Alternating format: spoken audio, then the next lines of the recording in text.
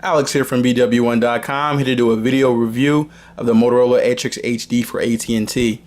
Now, when the Atrix was first released, it kind of turned a couple heads because it came out for the nice price of $99.99, but the internal specs and the full package was pretty up there with higher tiered spec phones. I mean, you really can't deny that the Atrix HD provides a bang for your buck in terms of value. So a lot of tech sites went through its paces and now giving you a pretty much sum up of the actual day-to-day use of the device, how it is it worth the $99.99, should you go for the Lumia 900, etc., etc. These are the questions being asked, and this review will pretty much answer those for you. But starting off just from day-to-day experiences and using the device, the quality of it in terms of build quality isn't too bad. I actually made a mistake in my unboxing of it. The Kevlar backing feels just the same. I had the plastic film over it. I just forgot to pull it off. It was so thin. But it feels the same as the Razr on a Verizon, so that's good. The camera is the most disappointing part about the Atrix HD. I mean, that's pretty much well known by now. They had to sacrifice somewhere, and most OEMs do it with the camera. I'm not a camera buff, so it's not too bad for me. I mean, I have a multitude of different other point and shoots and phones, so you can definitely solve that otherwise. And for $99.99, the camera isn't that bad. Alex here from BWOne.com, here to do a video sample of the Motorola Atrix HD's video camera. This is 1080p, and as you can see, the video isn't anything amazing, anything revolutionary, but it gets the job done. Colors are okay, they're vibrant, they're clear. There's a little bit of lag when moving side to side. The stabilization software isn't too great. But overall, the HD's camera is definitely better than still photos. The video camera is definitely better than the still photos. Overall, the mic though, the mic on the actual device, hearing it through speakerphone and conversations is stellar. It's loud, it's bass, you can hear it. There's very nice clarity to your music. So the sound is definitely a highlight of the device.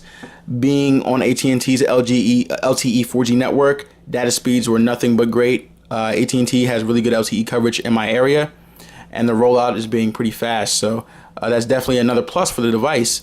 If to have LTE on your device and be anywhere from that $0 to $100 price range, you're definitely getting value. Overall, the bezel around the device kind of makes it look cheap. The screen, as you can see, is a fingerprint magnet. It's light, but it is a hefty device. It's almost the size of my Nokia Lumia 900, which is a tank. That comes in about 11 millimeters thin. So this is thinner. It's about 8.8, but overall, it's good.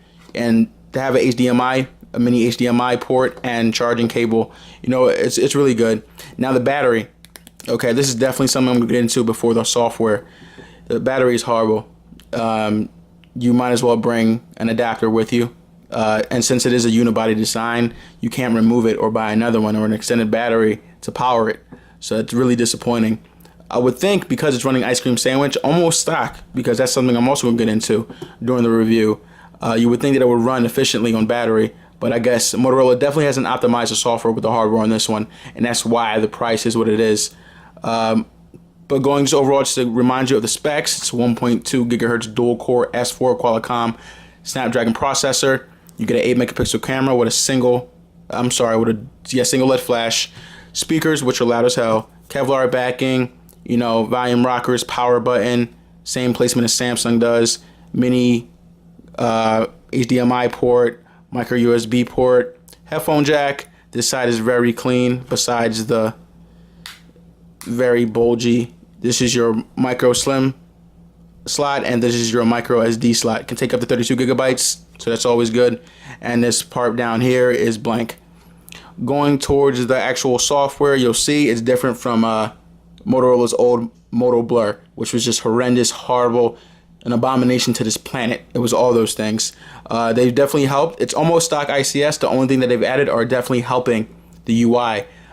For example, let me go back to the lock screen so you guys can see what's going on there.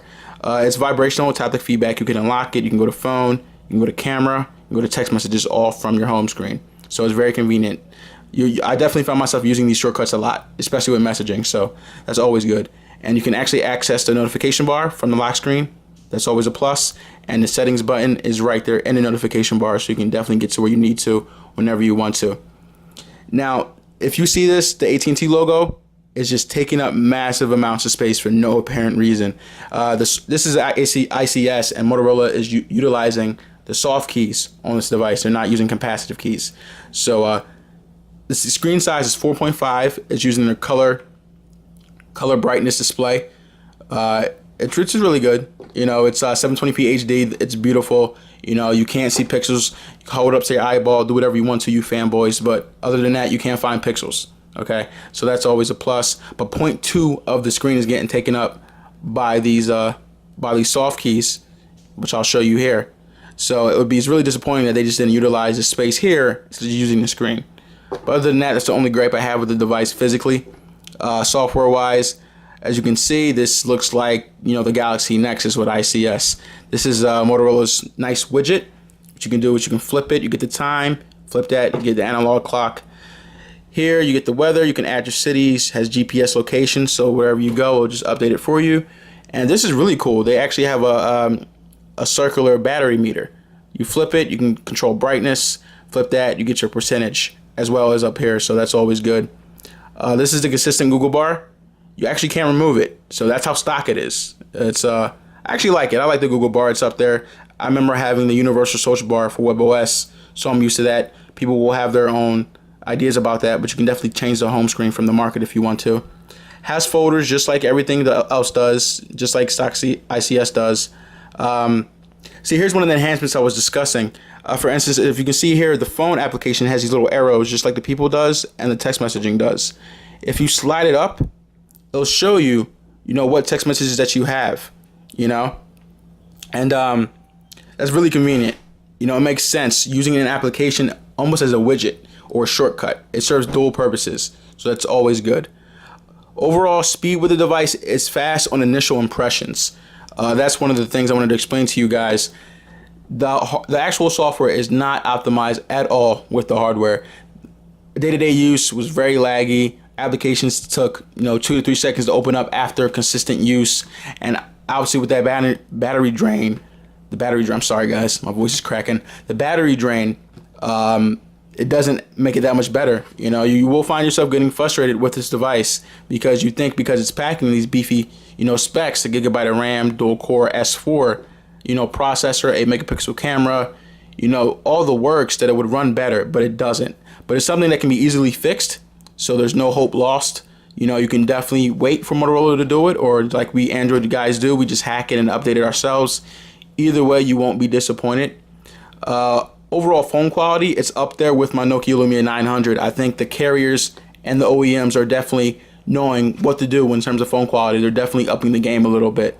Calls were great. Calls could hear me, I could hear them. No static whatsoever.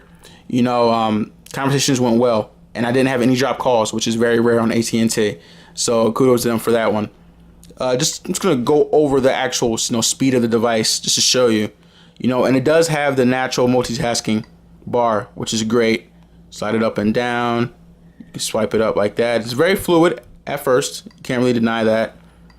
Let me see, what else can I show you? And you still do have Motorola Smart Action keys on the device, so that's kind of been, you know, a trump card for them with their old Moto Blur. You can control when someone's calling you, whether to tell it to you when you're driving. Has all those things to stop you from texting and driving, you know, and so that's always good. What else? Motorola really didn't customize too much here besides those little things that I mentioned before. You know, they definitely trying to give you a stock ICS experience, and that by itself enhances that value of this device. I think ICS is easier to use at first impression than HTC Sense. Not so much TouchWiz, because TouchWiz is, you know, kiddish, childish colors. You know, people like that stuff, like the iPhone. But better than Sense, no doubt. I definitely agree with that. Let me see. So what else can I show you guys? Show you guys the browser, I guess. Here you go. It's the new dig, but obviously I'm going to go to our website, BWOne.com. Here you go. Sorry, that was the wrong link. BWOne.com.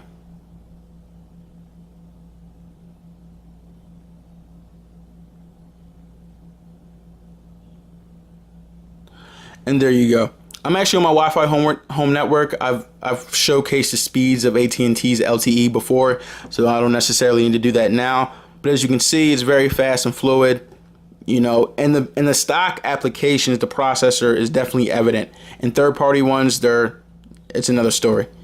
What else what's gonna tell you guys about the device? I mean, it's a pretty basic device. I mean, for $99.99, if you're trying to go for this, now the Lumia is now $49.99, but this device is definitely more capable in terms of features and what it can do out of the box than Windows Phone. Windows Phone is definitely pretty basic right now before Windows Phone 8.